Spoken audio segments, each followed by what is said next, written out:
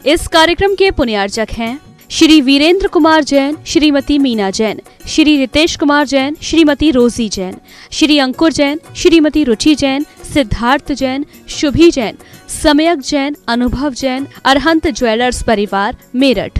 Shri Shanti Kumar Sogani, Shrimati Mamta Sogani, Priyatam, Mayuri, Rishabh, Shri Siddhesh, Nitya, Jitasha, Preeti, Aditya, Japan निवासी, Jaipur, Rajasthan. Firm Sogani jewellers private limited, Jaipur. Firm Haiva haven resort, Jaipur.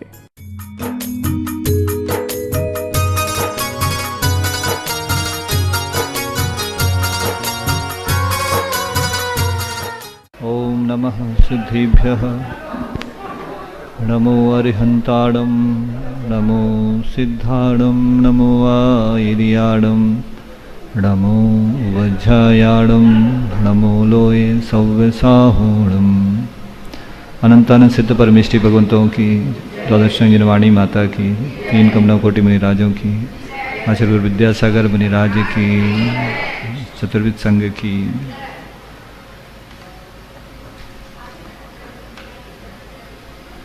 कुछ समय पहले यहाँ से जब विहार करने की घड़ी, उस समय मन में यही आ रहा था कि अब पता नहीं कब आने मिलेगा यहाँ, क्योंकि पदयात्री हैं, गुरुजी का आदेश होता है कि यहाँ वहाँ, और मुनि श्री प्रशांत सागर जी जो हमारे अग्रज थे,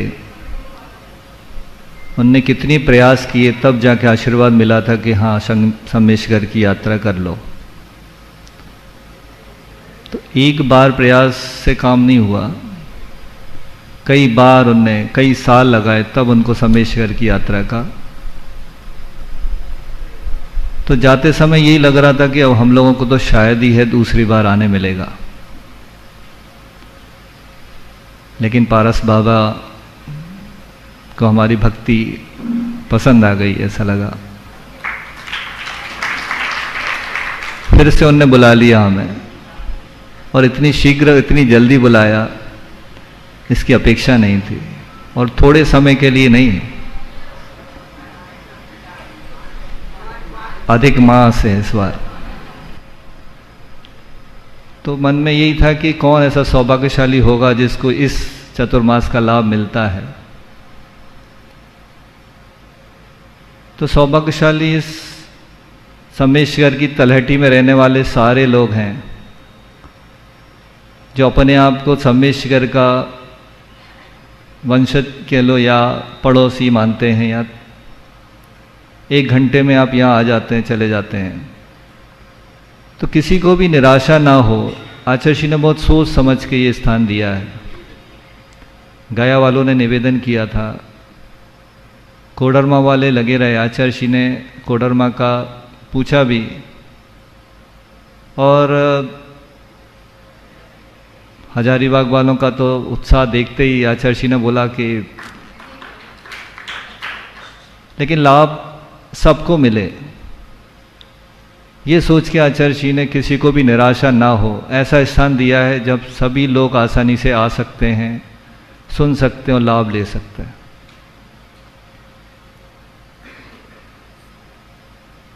हमारा यह सौभाग्य है कि मुनिश्री के सानिध्य में हमें पढ़ने लिखने का अवसर मिलेगा।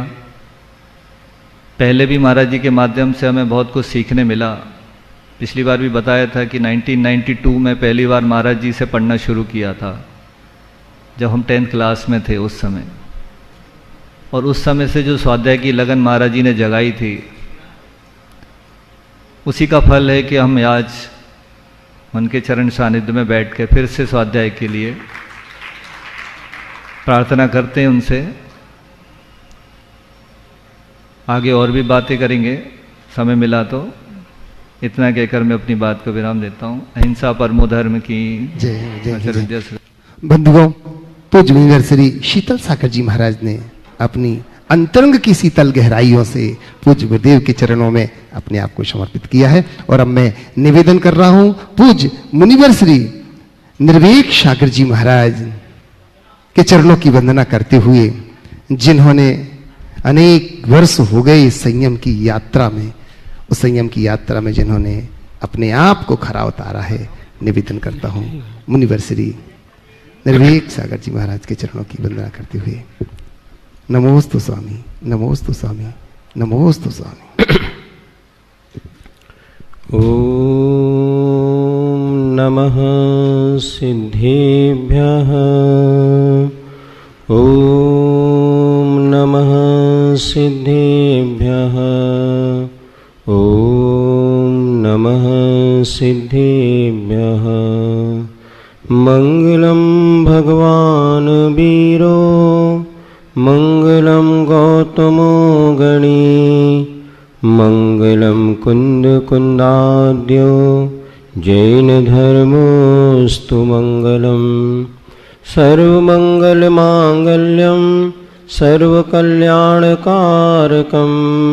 प्रधानम सर्वधर्माणां जैनम जयतुशासनम, वंदे विद्यासागरम।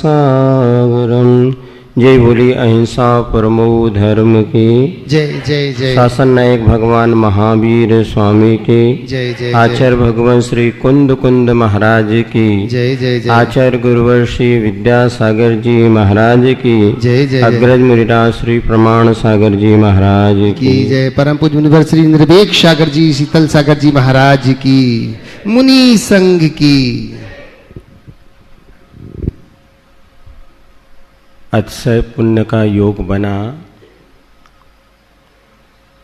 और शाश्वत सिद्ध भूमि सम्मेद शिखर जी में सन 2023 का बृहद वर्षा योग करने का आशीर्वाद गुरुवर के द्वारा प्राप्त हुआ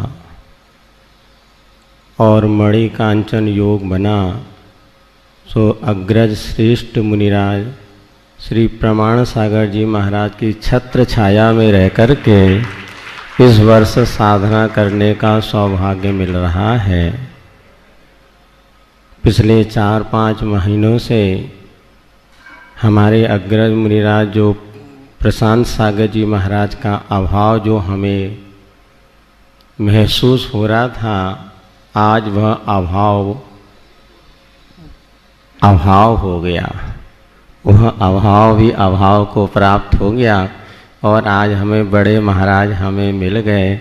अति आनंद और प्रसन्नता का विषय है। और निश्चित ही इधर ग्रीष्म काल के प्रवास के दौरान गया में ही रुकना हुआ।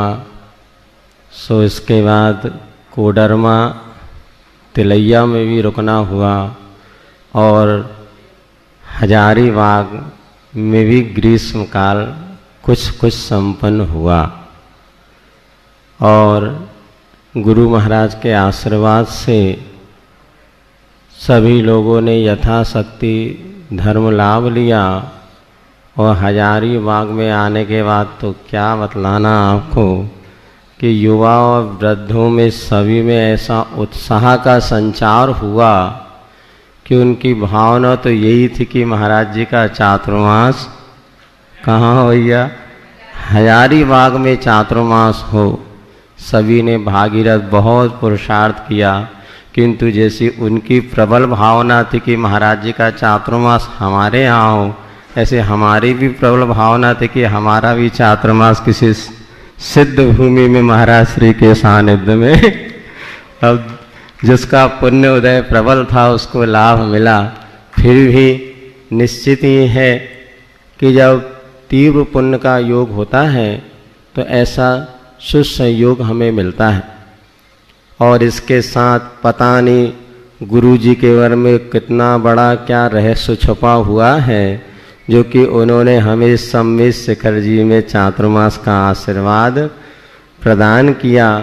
और यहाँ पर जब जो गुणायतन के ट्रस्टीगण थे सभी सुनते हैं आचार्य महाराज के पास गए थे, वो एक निवेदन लेकर के गए थे। क्या निवेदन लेके गए थे कि आपके सानिध्य में पंच कल्याणक महोत्सव गुणायतन का होना चाहिए। तो आचार्य महाराज ने भी सोचा सोचा क्या, उनको सोचना भी नहीं पड़ता, सब उनको सहज उनके ज्ञान में झलकता है। और उन्होंने आशीर्वाद भी दे दिया, बताते हैं। और कैसे दे दिया, तो उन्होंने चाल देख ली थी। एक बार सुना था हमने कि एक नवयुवक जो है किसी ग्राम की ओर जा रहा था, अपरिचित ग्राम था, तो पता नहीं मैं उस गांव तक पहुंच पाऊंगा कि नहीं पहुंच पाऊंगा, मन में एक विकल्प उसको चल रहा था। फिर भी अपनी यात्रा पर वो निकला हुआ था। तो वहीं पर चलते चलते उसने खेत में काम करने वाले किसान से पूछा, हे दादा, क्या मैं अंधेरे होने के पहले अपने लक्ष्य तक पहुंच जाऊंगा? तो उस किसान ने कुछ जवाब नहीं दिया और अपना काम करता रहा। पुनः दूसरी बार पूछा तो भी उसने कुछ जवाब नहीं दिया। आखिर युवक हड़बड़ाया, लगता वो कुछ सुनाई नहीं देता उसको, और वो वहाँ से चल पड़ा। जैसे 20 कदम पर पहुँचा कि उस दादा ने रोक करके, हाँ युवक, तुम अपने लक्ष्य पर अंधेरे होने के पहले पहुँच जाओगे। अब वो व्यक्ति का दिमाग के यूँ में 3 बार 2 बार जब पहुँचा तब तो दादा ने कोई आवाज़ दी नहीं, और जब मैं इतने दूर आ गया बाद में कह रहा है, आखिर बात क्या है? तो पुनः वो लौट करके उस किसान के पास पहुंचा, बोले दादा बात क्या है, तुमने पहले क्यों नहीं कहा? बोले बात ऐसी है बेटा, पहले मैंने तेरी चाल नहीं देखी थी, अब मैंने तेरी चाल देख ली कि इस चाल से अगर तू चलेगा तो निश्चित अंधेरा होने के पहले मंजिल पर पहुंच जाएगा। अर्थात आचार्य ने गुणायतन के ट्रस्टियों की चाल देख ली और महाराज जी की तो पहले ही से देख ली कि महाराज के आशीर्वाद में कितनी शक्ति है। और उन्होंने कह दिया भैया लग जाओ, अब तो आपका काम जल्दी ही जल्दी, सुना तो है फरवरी तक आशीर्वाद दिया है। हो सकता और उससे पहले ही आप लोगों की चाल देख करके कार्य शीघ्रता से करना ही है। निश्चित है हमें वो इस प्रसंग ध्यान आता जब कुंडलपुर में सारा का सारा संघ पहुंच चुका था और ऐसा माहौल चल रहा था कि उस समय आशीर्वाद आचर्षी भी नहीं दे पा रहे थे, क्योंकि शासन प्रशासन की कुछ अपनी मजबूरियां थीं। लेकिन पंच कल्याणक महामहोत्सव कुंडलपुर में होना तो अनिवार्य था। और हम सब लोग सोच रहे थे, ट्रस्टी भी सोच रहे थे अब तो ये टल करके अप्रैल मई में जाएगा, किंतु एक दिन आचार्य ने बुलाया और 12 तारीख को बुला करके आशीर्वाद दीदी के 16 से पंच कल्याणक करना है।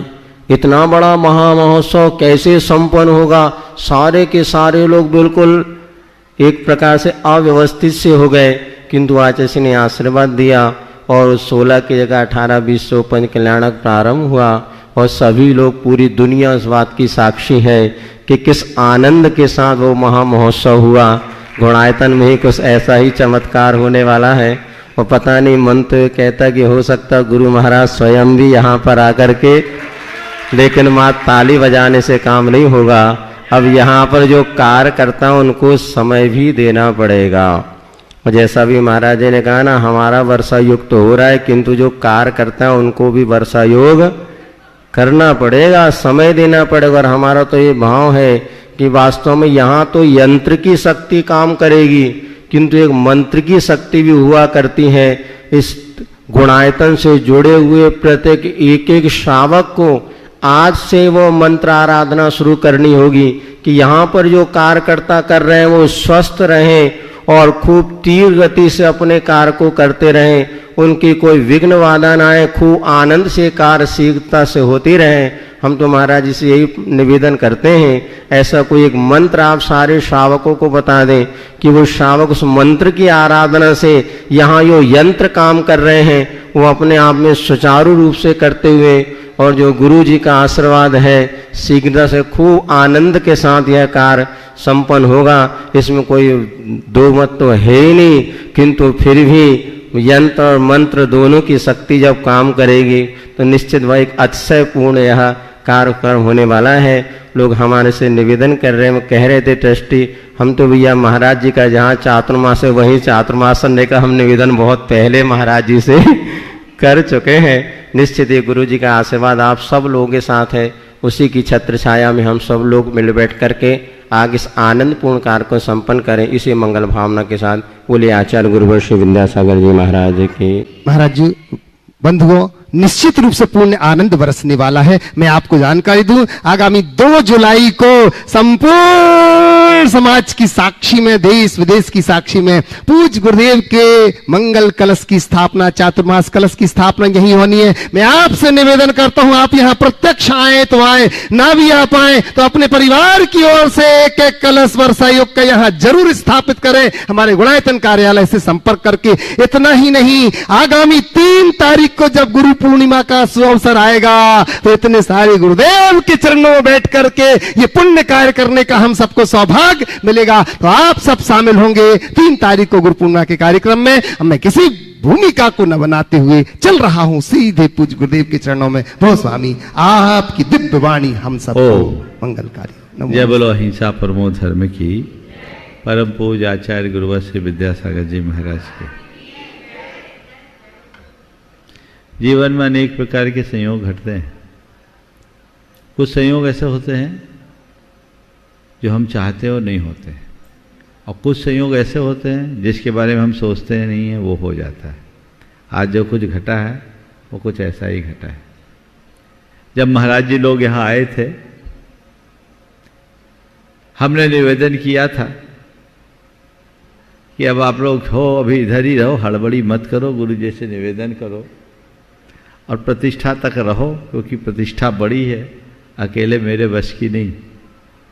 महाराज लोगों का मानस था, प्रशांत सागर जी की इच्छा थी कि हमें पूरी वंदना करना है, और पंच तीर्थ की यात्रा के लिए गए, और वो यात्रा उनकी पूरी आगे की यात्रा बन गई। लेकिन जब उसके बाद महाराज लोगों का विहार हुआ, बिहार झारखंड में एक प्रवास हुआ, सब लोग अपनी अपनी तरफ से जोर लगा रहे थे, पर परम पूज्य गुरुदेव का संकेत यहाँ चातुर्मास के लिए हो गया। ये अपने आप में एक बहुत बड़ी उपलब्धि है। मैं आप सबको एक बात बताना चाहता हूँ कि जब यहाँ की कमेटी गुरुदेव के चरणों में निवेदनार्थ गई थी, तो इनके निवेदन को सुनने के उपरांत मेरे पत्र को पढ़ने के पहले ही गुरुदेव ने मुझे यहाँ का संकेत दे दिया, और उसी दिन ये भी संकेत हो गया कि आपका तो चातुर्मास होना ही है, निर्वेक सागर जी, शीतल सागर जी महाराज को भी गुणायतन में ही चातुर्मास करना। ये उसी समय जो 20 मई को आप लोग गए थे ना, 1 माह पहले की बात है, तभी मेरे पास संदेश आ गया था। ये संयोग है, गुरुदेव की जो भी दूरदर्शी सोच है उसकी परिणति यहाँ फल रही है। आज महाराज लोग आए, मिलकर बहुत अच्छा लगा। 3 गए थे, 2 आए। एक कसक तो है, लेकिन कुछ चीज़ें ऐसी है जो हमारे हाथ में नहीं है। चलो फिर आज हम 3 हैं, और अब तो 3 नहीं, पूरे के पूरे 1 एलक जी और 5 छुलक जी मिलाकर 9 हैं। 9 का अंक बहुत उत्तम अंक होता है, और ये अविनश्वरता का द्योतक होता है। गुरुदेव से कमेटी ने फरवरी के पंचकल्याण का आशीर्वाद लिया है। अभी आप चातुर्मास का निवेदन कर रहे थे अशोक जी, अब चातुर्मास का निवेदन मत करो, अब तो प्रतिष्ठा तक का निवेदन करो। जिनसे भी निवेदन करो, प्रतिष्ठा तक का ही निवेदन करो, और वह निवेदन सार्थक हो, सफल हो। कमेटी तत्परता से जुड़ी है। यद्यपि फरवरी में पंचकल्याण कराना एक बड़ी चुनौती है, 2 वर्ष के कार्य को 6 महीने में संपन्न करना है, पर आप लोगों की चाल देखकर ऐसा लग रहा है कि आप उसको कर सकेंगे। उसमें पूरी तत्परता से जुड़ करके कार्य करें। चूँकि आज समय अधिक नहीं है, इसलिए मैं बड़ी प्रसन्नता प्रकट करते हुए अपनी बात को विराम दे रहा हूँ कि ये चातुर्मास में एक अच्छा सुयोग हुआ है। संघ में महाराजों के आने से संघ का विस्तार हुआ है। निश्चित ये सम्मेद शिखर और गुणायतन के विकास में कारण बनेगा, शुभोदय होगा। हम सब एक भावना भाएं कि जल्दी से यहाँ का कार्य संपन्न हो, और शीघ्र हम उसकी तिथि घोषित करके पंचकल्याण को संपूर्ण कर सके। परम पूज्य गुरुदेव की यह कृपा पूरे गुणायतन के लिए एक बहुत बड़ा वरदान साबित होगी। हम सब उसका लाभ लेंगे। इसी भाव के साथ विराम। बोलिए परम पूज्य आचार्य गुरुवर श्री विद्यासागर जी महाराज की जय। बोलो देवादिदेव 1008 श्री भगवान महावीर स्वामी की जय जय। अहिंसा परमो धर्म की जय जय। परम पूज आचार्य गुरुवर श्री विद्यासागर जी। जय बोलिए भावना योग प्रवर्तक पूज्य मुनिवर श्री प्रमाण सागर जी महाराज की जय जय जय की जय जय जय। हम सबको ये मनुष्य जीवन मिला। जीवन सभी पाते हैं, पर कुछ लोग हैं जो इस जीवन को पाकर अपने आप को कृतार्थ करते हैं, पूर्ण संतोष, तृप्ति और आनंद के साथ जीवन जीते हैं और अहोभाव के साथ अपने जीवन को पूरा करते हैं। पर कुछ लोग हैं जो जीवन पाकर पूरी जिंदगी अपने जीने का रोना रोते हैं, अक्सर अपनी विफलताओं को अपने भाग्य का जिम्मेदार ठहराते हैं। वे हमेशा अपने भाग्य का रोना रोते हैं, क्या करें, भाग्य ने साथ नहीं दिया, क्या करें, हमें कोई अच्छा अवसर ही नहीं मिला, हमें कोई मौका ही नहीं मिला, हमारे लिए कोई अपॉर्चुनिटी ही नहीं मिली। ये इस आशय की बात करने वाले लोग बहुत मिलते हैं। कई लोग ऐसे होते हैं जो किसी सफलतम व्यक्ति को देखते हैं तो उन्हें देखकर उनके मुख से प्रतिक्रिया आती है, काश मुझे भी ऐसा अवसर मिलता, ये अपॉर्चुनिटी मुझे भी मिली होती। तो ये जो मनोदशा है ये क्या है, आज हमें इसकी ही बात करनी है। Oh for opportunity. संत कहते हैं सभी के लिए समान अपॉर्चुनिटी है, लेकिन अब ये इस पर है कि हम उसका फ़ायदा कैसे लेते हैं। एक पिता के 3 संतान थे। पिता ने तीनों को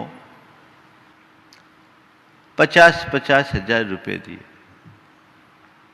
और कहा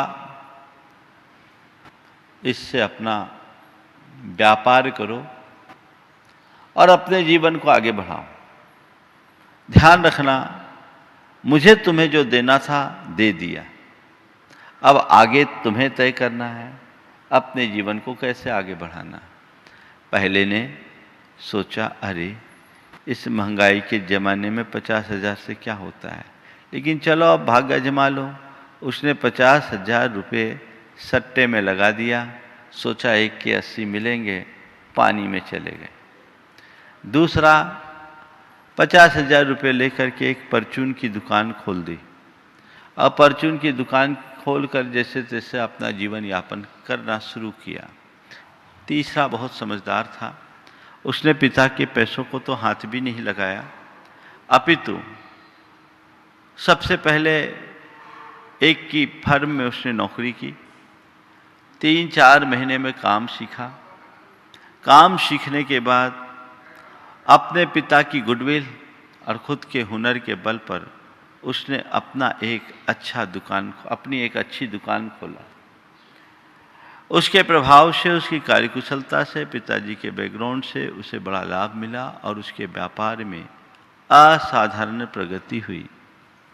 साल पूरा होने के बाद पिता ने तीनों बेटों को बुलाया और पूछा, बेटे तुम लोगों को मैंने पैसे दिए थे, बताओ तुम्हारी क्या स्थिति है। पहला मुंह लटकाए खड़ा था, कहा पापा भाग्य ने साथ नहीं दिया, भाग्य ने साथ नहीं दिया। बोले क्या हुआ? सोचा था कुछ कमा लूंगा, छट्टे में लगाया, सब चला गया। पिता ने कहा तूने अनर्थ कर दिया। दूसरे से पूछा क्या हुआ? बोले बस ठीक है, आपकी कृपा से सब ठीक ठाक है। बोले पैसे मिले, आपकी पूंजी सलामत है, पर क्या किया? बोले एक परचून की दुकान की। बोले किया, कमाया क्या? बोले कुछ नहीं, साल भर का खाना खुराक। पिता को कोई खास संतोष नहीं हुआ। अब तीसरे बेटे से पूछा, बेटा तूने क्या किया? बोले चलो पिताजी आप देख लो। देखते हैं तो लाखों का माल भरा ऐसा इतनी बड़ी दुकान जिसमें ढेर सारे ग्राहकों की लाइन लगी। पिता ने पूछा कहाँ ले आया? बोले आपकी दुकान। बोले आपकी दुकान? हाँ। बोले कैसे खोला? बोले जो आपने मुझे पूंजी दी थी।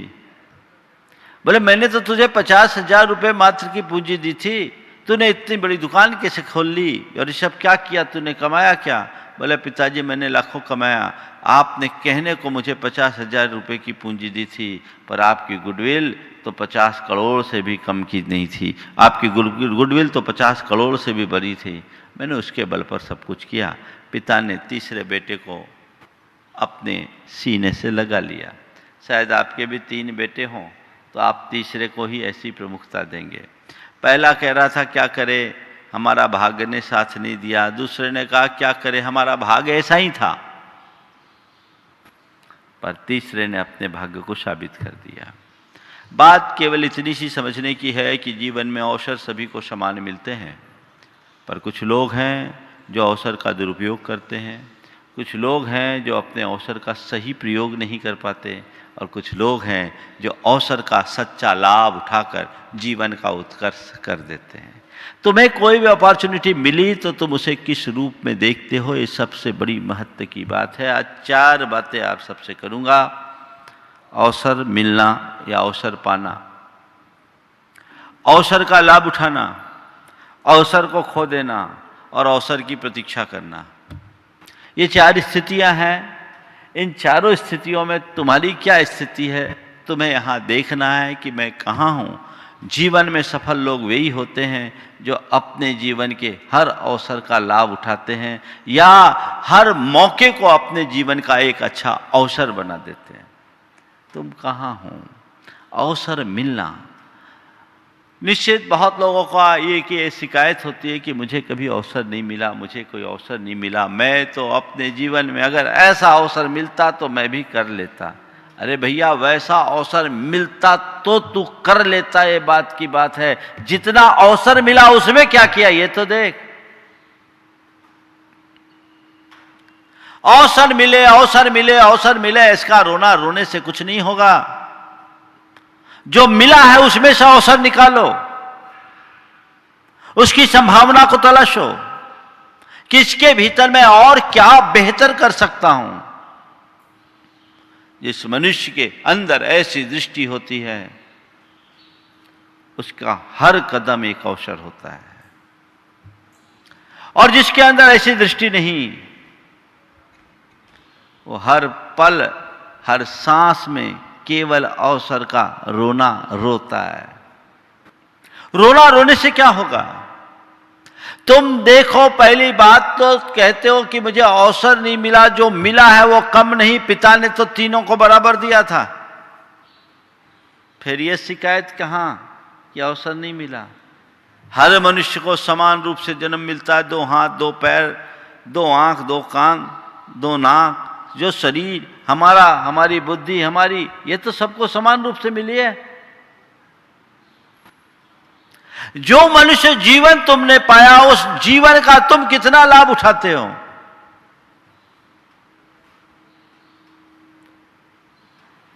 कई लोग हैं जो मनुष्य जीवन को पाकर के ऊंचाइयां छू लेते हैं, और कई ऐसे लोग हैं जो मनुष्य जीवन को पाकर के खींचतान के जिंदगी पूरी कर लेते हैं।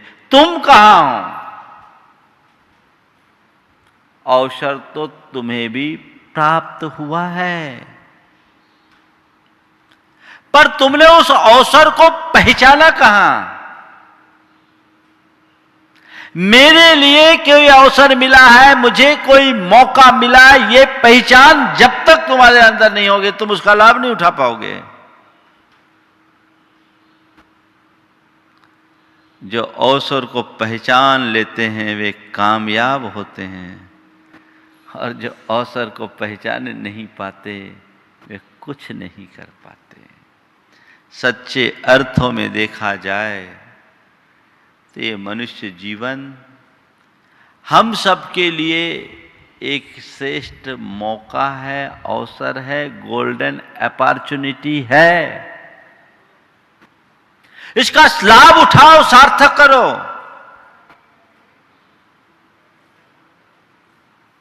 लेकिन तब जब तुम्हें पता लगे कि मुझे कोई अवसर मिला है।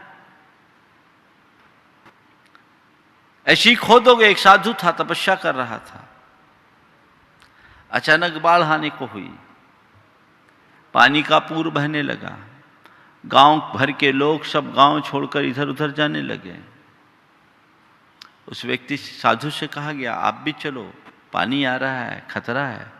बोले कुछ नहीं, मुझे भगवान बचा लेगा, भगवान मेरी रक्षा करेगा, मैं नहीं जाता।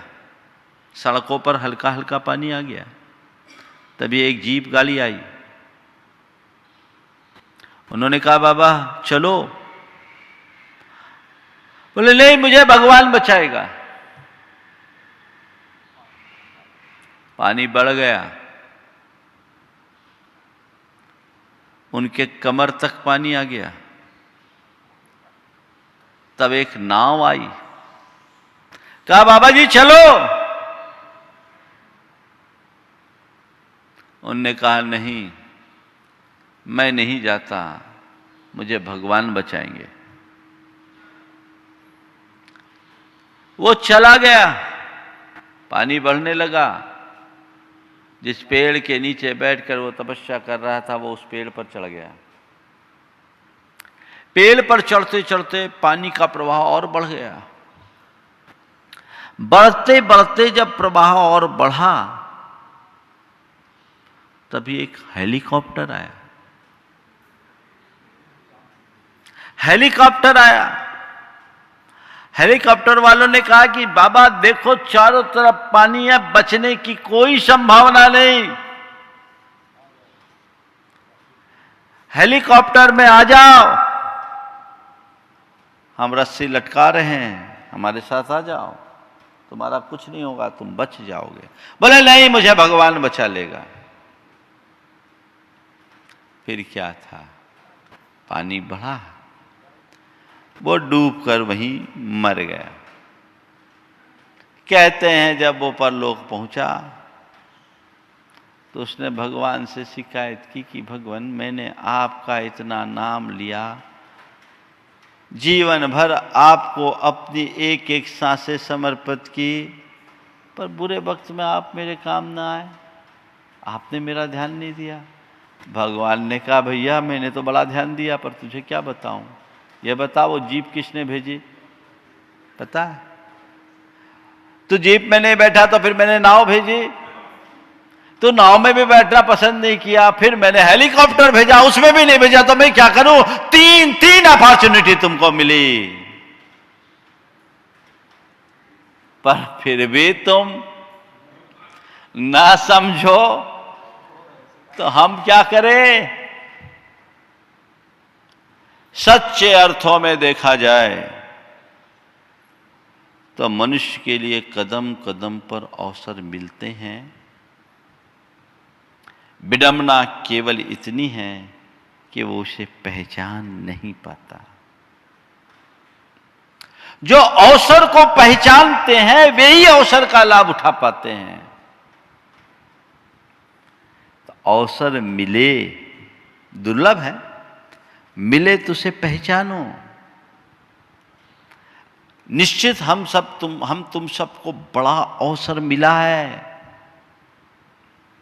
पर तुम्हें इसका आभास ही नहीं है। सब रोना रोते, शिकायतें करते हैं, अरे हमें तो कोई मौका ही नहीं। जितना मिला उतना तो करो, और फिर अवसर का लाभ उठाओ। क्या करो? अवसर का लाभ उठाओ। मिल गया अवसर, लाभ उठाना भी तो आना चाहिए।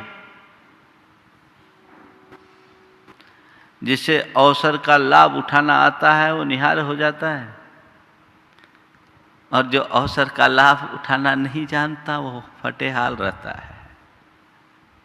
निहाल होना है तो अवसर का लाभ उठाओ। प्राप्त अवसर को कभी छोड़ो मत, खो मत। देखिए अवसर का लाभ उठाने वाले व्यक्ति कैसे आगे बढ़ते हैं,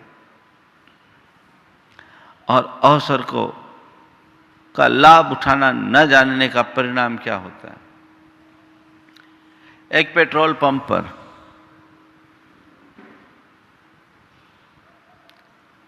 एक मर्सिडीज आकर के खड़ी हुई। तेल डालने वाले फिलर ने तेल डाला, मर्सिडीज चलाने वाली की आंखें उसकी आंखों से मिली, आंखों ही आंखों में उसने उसे पहचाना और कहा, तुम बड़े जज्बाती मिल लगते हो, कुछ करना हो तो मेरे पास आओ, और अपना विजिटिंग कार्ड उसे दे दिया। तेल भरने वाले ने कार्ड रखा, फिर सोचा ऐसे सेठ लोग तो कार्ड वार्ड देते ही रहते, क्या होगा। उसने उस कार्ड को फेंक दिया। साल भर बाद फिर वही मर्सिडीज आकर के खड़ी हुई, तेल भराया। उसने बोला, ये तुम वही आदमी हो ना जिसे कभी किसी ने कार्ड दिया था? बोले हाँ, कार्ड दिया था। बोले उस कार्ड का क्या किया था? बोला मैंने फेंक दिया था। उस कार्ड का क्या किया? बोला मैंने फेंक दिया। तो उस कार के ड्राइवर ने अपना परिचय देते हुए कहा, भाई तुमने जो कार्ड फेंका था ना, मैं यहाँ का स्वीपर था, मैंने वो कार्ड उठाया और उनकी बात सुनकर उससे मिलने के लिए गया। आज मैं मर्सिडीज का मालिक हूं। तब उसे समझ में आया, अरे काश मैंने नहीं फेंका होता तो मैं मालामाल हो गया होता। क्या हुआ? अवसर दोनों को मिला, एक ने अवसर को खोया और दूसरे ने अवसर का लाभ उठाया।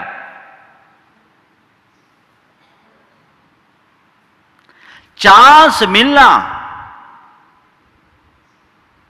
जितना महत्वपूर्ण है, उनसे ज्यादा महत्वपूर्ण उसका फायदा लेना है। हम लोग प्राय चांस चूकते हैं, अवसर को खोते हैं, अपने ही प्रमाद के कारण, अपने ही अज्ञान के कारण। देखा जाए तो इस जीवन में करने के लिए इतना कुछ है, इतना कुछ है, इतना कुछ है कि जीवन कम पड़ जाए। पर कुछ लोग कहते हैं मेरे को तो कोई अवसर ही नहीं है, मुझे तो कोई अवसर ही नहीं है, मेरे जीवन में कोई अपॉर्चुनिटीज नहीं है। क्यों नहीं? तुम निकालना तो जानो।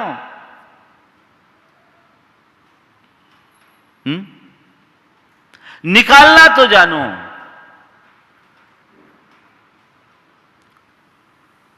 एक व्यक्ति जिसके जीवन में, जिसने जीवन भर कुछ नहीं कर सका, वो हर जगह एक ही शिकायत करता था, मेरे जीवन में कोई अवसर नहीं है। और उसने क्या किया? लिख के एक तख्ती टांग दिया, अपॉर्चुनिटी इज नोवेयर। क्या लिख दिया? Opportunity is nowhere. मेरे जीवन में कहीं कोई अवसर नहीं, कोई संभावना नहीं, मैं कुछ कर ही नहीं सकता, मैं इस लायक हूं ही नहीं, पता नहीं मुझसे कुछ हो भी पाएगा कि नहीं हो पाएगा, किसी का मुझ पर विश्वास नहीं, किसी का मुझ पर भरोसा नहीं, कोई मुझे चाहता नहीं, किसी की लाइकिंग नहीं, मेरे साथ कुछ है नहीं, मेरे लिए कोई अपॉर्चुनिटी नहीं है। लिख दिया, अपॉर्चुनिटीज नोवेयर। एक दिन उसका एक मित्र उससे मिलने के लिए पहुंचा,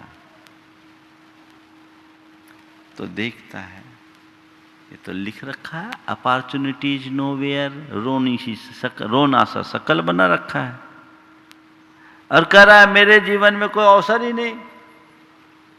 वो बहुत समझदार था। उसने क्या किया? अपॉर्चुनिटीज नोवेयर के डब्लू में, वेयर का जो डब्लू था ना, उसको ओ के पास खिसका दिया और बोला देखो क्या लिखा है। देखते ही उसकी आंखें चमक गई। उसने बोला अरे अपॉर्चुनिटीज नाउ हेयर। बोले हाँ। क्या कहते? बोले बिल्कुल कहता हूं, तुम चाहो तो अभी भी तुम्हारे पास वह सब कुछ है जो तुम कर सकते हो। अवसर तो हर पल में है, बशर्ते हम उसका फायदा उठाना जाने। कोई भी क्षेत्र हो, चाहे अर्थ का क्षेत्र हो, चाहे परमार्थ का क्षेत्र हो, चाहे लौकिक जगत की बात हो, चाहे आध्यात्मिक जगत की बात हो, चाहे संसार की बात हो, चाहे मोक्ष मार्ग या संन्यास की बात हो,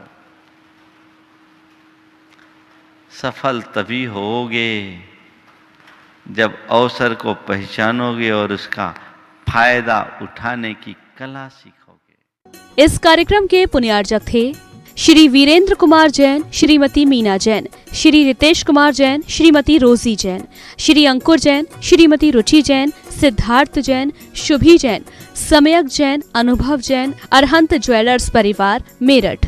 श्री शांति कुमार सोगानी, श्रीमती ममता सोगानी, प्रियतम मयूरी ऋषभ, श्री सिद्धेश, नित्या जिताशा, प्रीति आदित्य, जापान निवासी, Jaipur Rajasthan. Firm Sogani jewellers private limited, Jaipur.